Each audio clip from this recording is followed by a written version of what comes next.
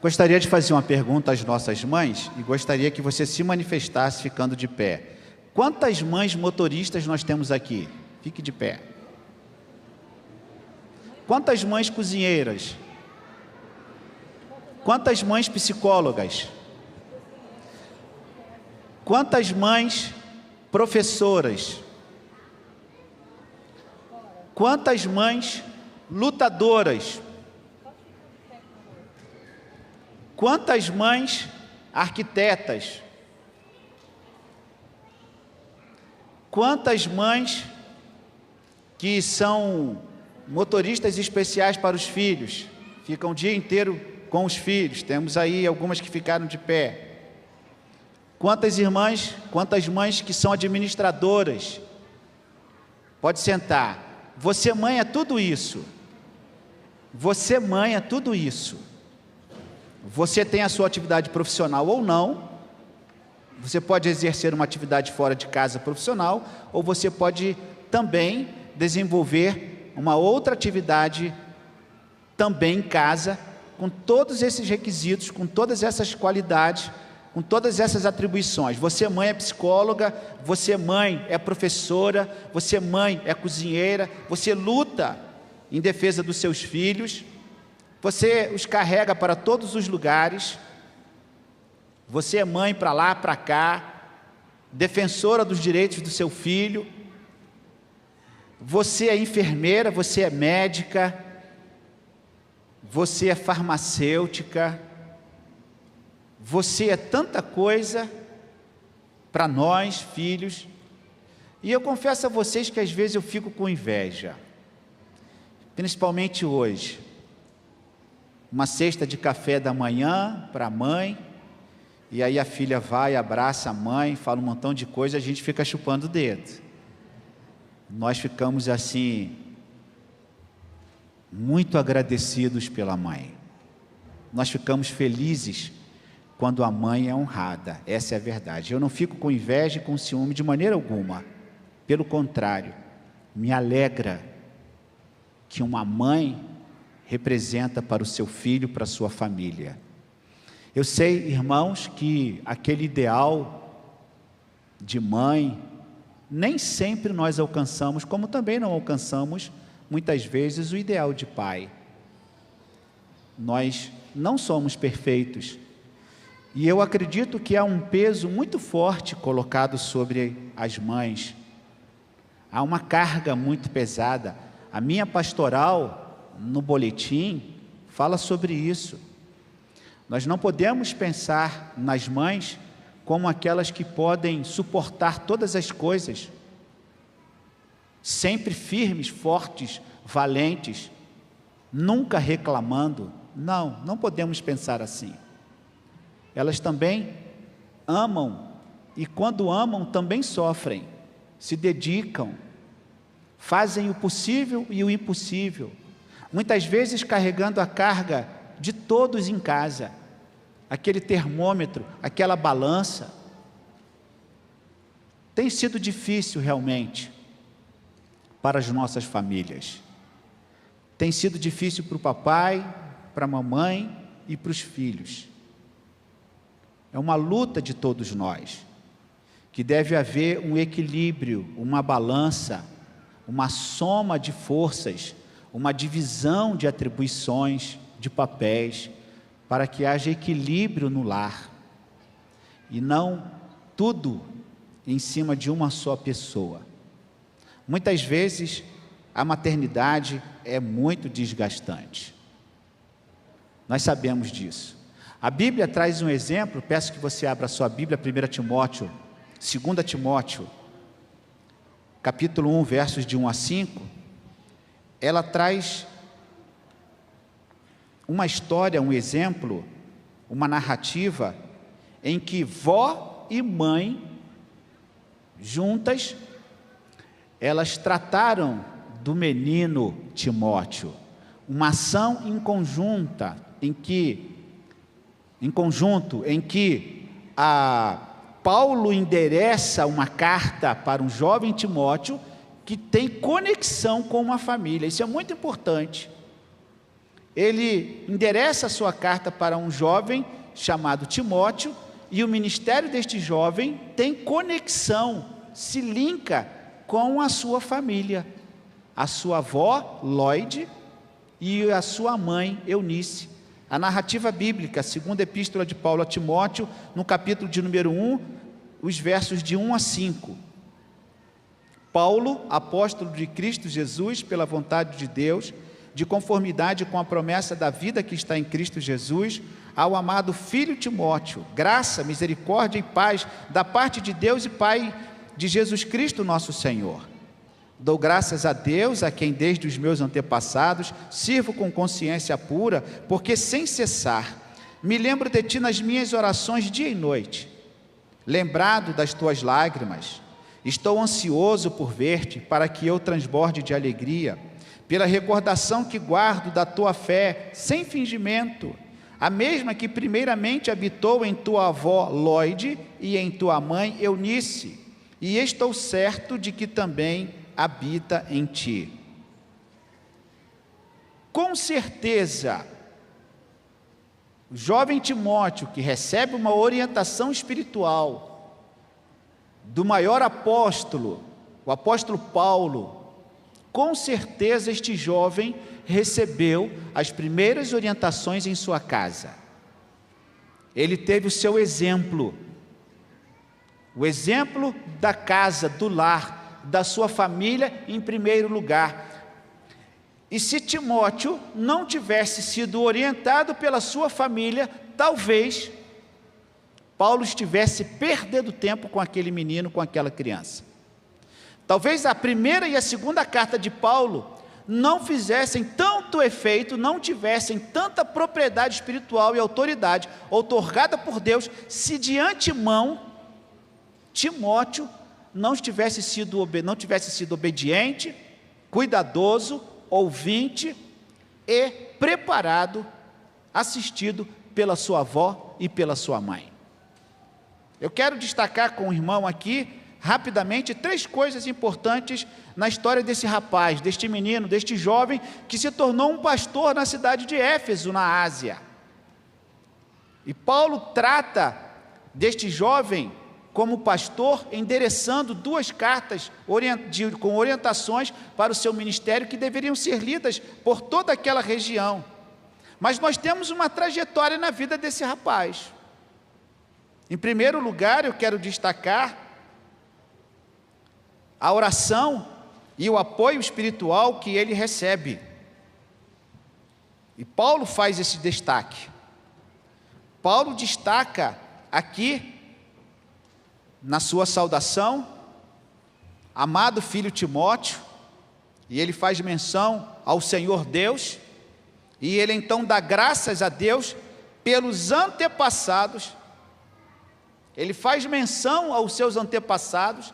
Ele aqui, de alguma maneira, ele representa todo o pensamento ali do Antigo Testamento, dos seus patriarcas, do direcionamento da lei. Ele aqui não cita nomes, mas quando ele lembra a quem faz referência, mesmo não citando o nome dos seus antepassados, ele serve a Deus com consciência pura, porque sem cessar me lembro de ti nas minhas orações dia e noite. Em primeiro lugar, eu quero destacar a importância de oração dentro de casa, que é o mover de Deus acima de todas as coisas. Não pode faltar oração dentro de casa. Nós não podemos trocar, nós não podemos abandonar medicamentos e focarmos só em oração, porque nós precisamos tomar os medicamentos, precisamos ir ao médico, precisamos tratar dos nossos filhos, mas nós não podemos, em primeiro lugar, buscar o Senhor através da oração. A oração deve ser a primeira característica de uma casa, seja através de pessoas doentes que necessitem de oração, ou pessoas que talvez estejam com algum problema, que também estejam necessitando de oração. A verdade é que, com saúde ou sem saúde, agradecendo ou pedindo, a oração deve fazer parte da nossa casa, da nossa relação familiar. Paulo se lembrava deste jovem todos os dias, noite e dia. A oração que regava, que abençoava, a oração que protegia, a oração que acompanhava a vida daquele jovem em todo o tempo. De proteger, de cercar a vida do jovem, da criança, do adolescente, em oração, clamando ao Senhor. Vocês lembram do caso de Jó? A Bíblia diz que Jó orava pelos seus filhos, porque pensava Jó, talvez algum deles tenha pecado, e não esteja sabendo que tenha pecado contra o Senhor. Então a Bíblia diz que Jó clamava a Deus, orava a Deus, e na sua oração ele pedia perdão pelos pecados dos seus filhos, porque talvez o jovem, com tantas coisas, com a cabeça em tantos lugares, talvez o jovem se divertindo, talvez o jovem aproveitando a vida, até talvez se distanciando de Deus, mas ali está um pai agarrado ao Senhor, apresentando os seus filhos a Deus, orando pela sua casa. Nós podemos aplicar em nossa casa muitos recursos. Nós podemos trabalhar o psicológico dos nossos filhos, podemos trabalhar o profissional, podemos orientar, podemos dar-lhes uma boa alimentação, passear com eles, levá-los para viagens, mas a oração em primeiro lugar. Paulo nos ensina neste exemplo o apoio espiritual, orando pelo jovem Timóteo. Ele se lembra, ele endereça esta carta na sua preocupação também de ensinar e educar aquele que ele havia gerado através da sua evangelização. Uma das nossas maiores responsabilidades é apresentar os nossos filhos diante do trono de Deus, é clamar por eles, é pedir por eles, é interceder por eles. Você tem orado pelo seu filho, pela sua filha, independente da situação que ele se encontre? Se ele está aqui, neste ambiente, ou fora deste ambiente, não importa. O que importa é que estejamos em oração por eles, clamando ao Senhor. E Deus responde às nossas orações, meus irmãos. A oração é essencial na condução de uma vida. Uma mãe, com toda a sua luta, para lá, para cá, corre, desce, sobe, desce, com toda a sua luta, com toda a sua dificuldade. Há um hino no Cantor Cristão que diz que nós perdemos muita paz quando nós não vamos a Deus em oração. É preciso parar muitas vezes para orar, para que Deus faça e para que Deus realize aquilo que nós não podemos. Mas tem uma segunda coisa nesse texto que eu quero destacar com você. Paulo faz menção da oração ao seu filho Timóteo. Não era o filho biológico, tá, irmão? Quando ele fala aqui filho, ele está se referindo ao filho na fé. Timóteo se converteu, tanto Timóteo quanto Eunice, a mãe de Timóteo, e a sua avó, Lloyd, provavelmente eles tenham se convertido em uma das viagens missionárias do apóstolo Paulo. Então Paulo não é o pai de Timóteo, Paulo é pai espiritual, não é pai biológico. Ele, quando faz referência aqui ao filho Timóteo, ele está se referindo como pai na fé. Mas tem uma segunda coisa que o texto nos destaca, nos dá, que é exatamente fazendo menção, no verso de número 5, quando Paulo se recorda da fé, sem fingimento, que Timóteo possuía, que habitava em primeiro lugar na avó, Lloyd, e na mãe, Eunice. E eu quero destacar em você, em segundo lugar, a influência da família neste processo. o poder da influência de uma mãe, de uma avó, e eu não saberia te dizer as circunstâncias, mas assim como o pai e como o avô possuem importância neste processo, mas eu não sei você, mas a mãe e a avó são muito especiais. E estas duas mulheres tiveram uma influência muito grande na vida dele. Eu fico imaginando Timóteo correndo para lá e para cá, brincando, mas também percebo este jovem ouvindo os conselhos, sendo cuidados pela sua avó, pela sua mãe. A Bíblia não faz muitas referências, não traz muitas referências a Lóide e nem a Eunice. A Bíblia não traz muitas informações a respeito dessas mulheres.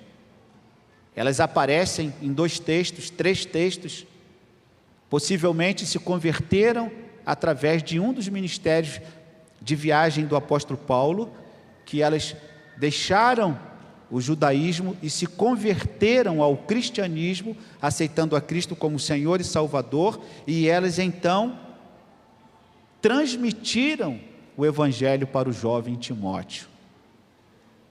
E diz aqui o texto bíblico, no capítulo de número 3, veja só, da mesma carta, o capítulo de número 3, veja comigo os versos 14 e 15, segunda carta de Paulo a Timóteo, no capítulo 3, os versos 14 e 15. Também se referindo a Timóteo, a menção aqui de Paulo é endereçada a Timóteo. Tu, porém, permanece naquilo que aprendeste e que foste inteirado, sabendo de quem o aprendeste, e que desde a infância sabe as sagradas letras, que podem tornar-te sábio para a salvação, pela fé em Jesus Cristo. Paulo não cita nominalmente, mas ele faz referência à sua infância, à educação que ele recebe em casa. Paulo parece-nos que tem plena confiança na educação espiritual que Timóteo recebe. E em algum momento também, quando nós lemos a respeito da visão de Paulo a respeito de Timóteo, parece-nos que Paulo também escreve com alguma preocupação com o jovem. Será que ele vai permanecer no caminho? Será que ele continuará guardando para sempre as sagradas letras, as escrituras que ele ouviu da sua avó e da sua mãe? Os textos que fazem referência a Paulo se dirigindo a Timóteo, eles não são tão claros assim, mas parece-me que ele tem alguma preocupação. Será que esse menino vai dar certo e vai continuar no caminho do Senhor? Não há nenhuma informação direta neste sentido, mas eu imagino que Paulo sim tenha tido esta preocupação com Timóteo, porque a juventude vem o descortinar de tantas coisas. Quando o mundo se abre, os olhos se abrem, e ele então se depara diante de tantos desafios, que talvez Paulo tenha tido esta preocupação, mas ele firma o pé, e ele bate neste sentido, dizendo o seguinte: olha, Timóteo, você tem uma raiz, uma origem, você tem que saber de onde você vem, quem foram seus mentores, aqueles que durante a sua infância estiveram contigo dia e noite, te orientando, mostrando o bem, o mal, ajudando-o a discernir o caminho. Paulo apresenta essa confiança ao jovem Timóteo, dizendo o seguinte para ele: olha, Timóteo, você foi inteirado de tudo, você aprendeu, Timóteo, por isso permaneça neste caminho que você aprendeu. E ele então continua que desde a infância sabes as sagradas letras, ou seja, você conhece a palavra, você conhece a Bíblia, você conhece Jesus Cristo, você teve experiência com Ele, Ele te apareceu, Ele falou ao teu coração. Não despreze o dom que há em ti, Timóteo, não abandone a tua fé. E aí então Paulo novamente traz a sua lembrança, este apelo que ele precisaria ser lembrado de quem ensinou, quais foram os exemplos, quem foram as pessoas, os primeiros influenciadores na vida daquele rapaz, daquele jovem, daquela criança. Ele faz menção à sua avó e à sua mãe. Talvez as pessoas que mais tenham nos influenciado em nossa trajetória, principalmente num contexto social, porque hoje mudou muito. Talvez os mais antigos viveram esse tempo em que as mães ficavam mais tempo em casa e elas então passavam o maior tempo do dia com os seus filhos. Então, elas que, cuidando da casa, ficavam 24 horas. Depois, na mudança social com relação ao trabalho, à saída da mãe, a influência diminui naturalmente em consequência desta saída, mas saiba você que continua sendo influenciadora para com os filhos, porque mãe sempre será mãe. E Paulo lembra isso, Timóteo, você aprendeu as sagradas letras. Uma outra coisa que eu quero destacar com você, você tem orado com o seu filho, ou você também tem lido a palavra de Deus com o seu filho, conforme a avó Lloyd e a mãe Eunice têm compartilhado da palavra de Deus com os filhos? Tem incutido no seu filho a palavra do Senhor? Veja comigo aqui, Deuteronômio capítulo de número 6, já fiz menção deste texto, não muitos dias, porque esta é uma responsabilidade que sempre devemos lembrar, responsabilidade de todos nós, principalmente dos pais. Capítulo 6 de Deuteronômio. Estes, pois, são os mandamentos, os estatutos e os juízos que mandou o Senhor teu Deus, se te ensinassem para que os cumprisses na terra a que passas para possuir, para que temas ao Senhor teu Deus e guarde todos os seus estatutos e mandamentos que eu te ordeno, tu, teu filho e o filho de teu filho, todos os dias da tua vida, e que teus dias sejam prolongados. Vejam bem, lá em Deuteronômio, no contexto do Antigo Testamento, se pudéssemos aplicar e colocar aqui, vó Lloyd e mãe Eunice, que ensinam os seus filhos. Esta é a mentalidade da transmissão do Evangelho de Jesus Cristo aos nossos familiares em primeiro lugar. E ele então continua aqui, o irmão pode ver no verso de número 7, tu as inculcarás a teus filhos, e dela falarás assentado em tua casa, andando pelo caminho, e ao deitar-te e ao levantar-te. Também as atarás como sinal na tua mão, e te serão por frontal entre os olhos, e as escreverás nos umbrais de tua casa e nas tuas portas. Claramente a nossa responsabilidade como influenciadores na transmissão do Evangelho da Palavra de Deus. Volte então, meus irmãos. 2 Timóteo capítulo 3, continuando aqui no verso de número 15. 2 Timóteo capítulo 3, verso de número 15. Que desde a infância sabe as sagradas letras, que podem tornar-te o quê? Sábio para a salvação. Ou seja, o conhecimento da palavra de Deus pode levá-lo à salvação. O reconhecimento de que Jesus Cristo é o Senhor, que salvação só nele. E não tenha medo de falar isto para o seu filho.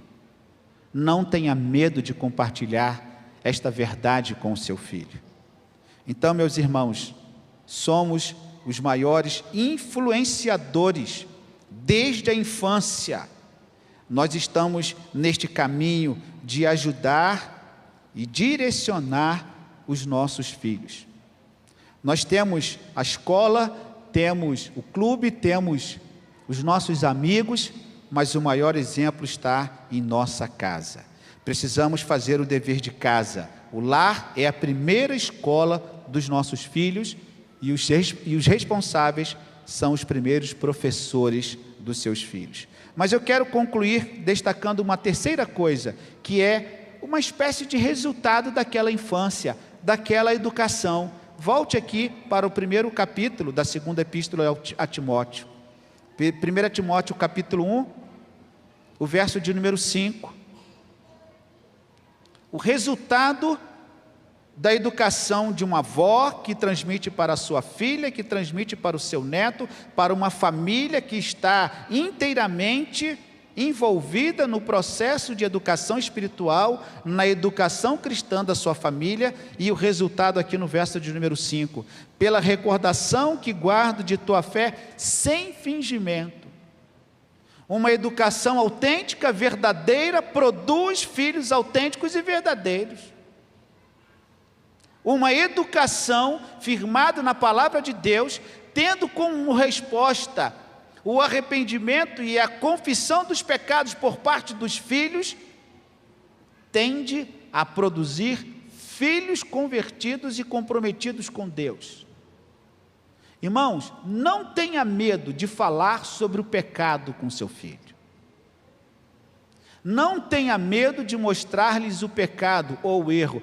Eles vão chorar, eles vão ficar com raiva, eles vão dormir emburrado. Não há problema. Melhor que eles tenham um momento de tristeza quando estão sendo exortados, do que depois acostumarem numa situação de pecado e perderem completamente o temor de Deus.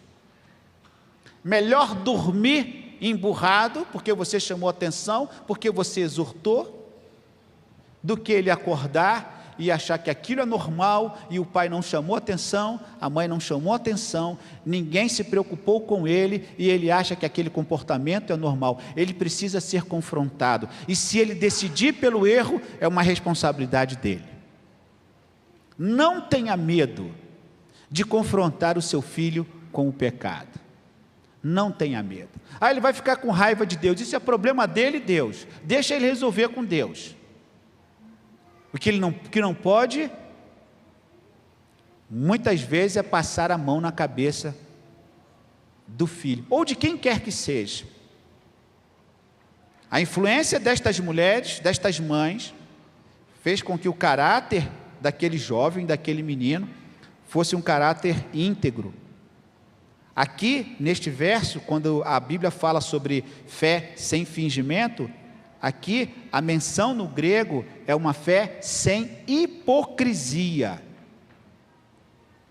Uma fé genuína, que não precisa esconder, uma fé que confessa, que reconhece, uma fé saudável, uma fé que tem relacionamento com Deus, uma fé que é moldada pela palavra do Senhor, uma vida normal que trabalha, que estuda, que faz isto, aquilo, mas também é uma vida centrada. Eu tenho a minha fé em Cristo Jesus, eu não abro mão, eu sou um crente em Jesus Cristo, a minha fé está firmada nele, eu sigo a minha vida, dependo do Senhor e nada pode abalar a minha fé. Porque ser crente não é estar isolado do mundo. Ser crente não é ser alienado do mundo.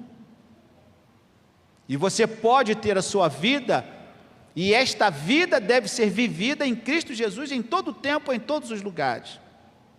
Terceiro e último momento que eu apresento você aqui, o resultado da educação destas mulheres foi produzir naquele filho uma fé sem fingimento, sem hipocrisia, porque Timóteo aprendeu, e diz o verso, como habitou também uma fé sem fingimento na tua avó Lóide e em tua mãe Eunice, eu estou certo que também habitará em ti.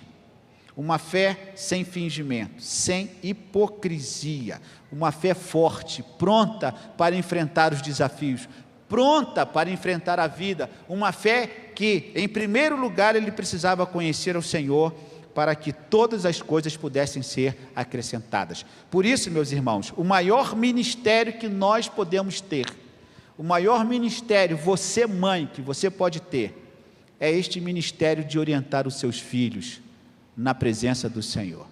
Você pode exercer a sua profissão, você pode ter a sua vida social, você pode jogar o seu beach tênis, você pode fazer as suas viagens, você pode comer a sua pizza com seus amigos, com as suas amigas, você pode ter a sua vida social, mas você não pode negligenciar o seu exemplo dentro de casa para com o seu filho. É o maior ministério que a mãe pode exercer. E é por isso que nada se compara ao trabalho que estas mulheres exercem quando ensinam, direcionam o seu lar, os seus filhos, para os caminhos do Senhor. Que Ele nos abençoe a promover um ambiente de oração em nossa casa, que Ele nos ajude a promover o apoio espiritual, a nossa influência e também a produzir uma fé forte, sem fingimento. Timóteo teve uma raiz forte, bem plantada, que o elevou ao patamar de um grande pastor. Suas raízes, com certeza, sustentaram sua vida, mas também o seu trabalho ministerial. Mães, pais, avós, todos sustentemos nossos filhos, aprofundemos nossas raízes daqueles que estão sob a nossa responsabilidade. Que Deus assim possa abençoar as nossas mães. O nosso abraço às mães que estão pela internet. Eu quero também, em nome da Igreja Memorial, dedicar um abraço a você, mãe, em casa, você, vó, que também é mãe, e todas que estão nos acompanhando. Como eu disse aqui no início, seja uma mãe divorciada, solteira, viúva, seja qual for a sua condição, nós queremos agradecer a Deus pela vida de vocês. Que Deus assim possa nos abençoar. As nossas mamães visitantes também recebam o nosso abraço, a nossa consideração nesta manhã, destacando o trabalho de vocês como o maior de todos os ministérios. Vamos, irmãos, uma homenagem do Ministério com Famílias às nossas mamães.